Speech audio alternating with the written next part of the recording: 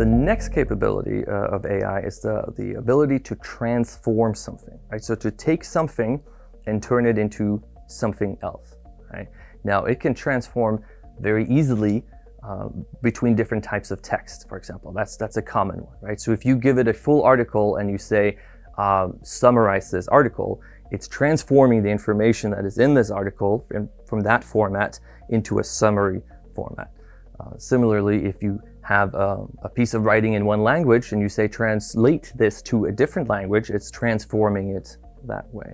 Now there are many ways that we can use AI to transform content that is text, right?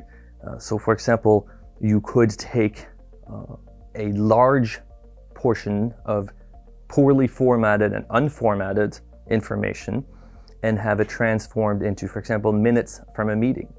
So let's say you had a meeting and you took some notes, and based on that note, you can get an AI tool to write minutes from the meeting. But you could do even better too, right? Because if you have the minutes and the agenda and the list of people who were there, it will be better. It can transform it better from that.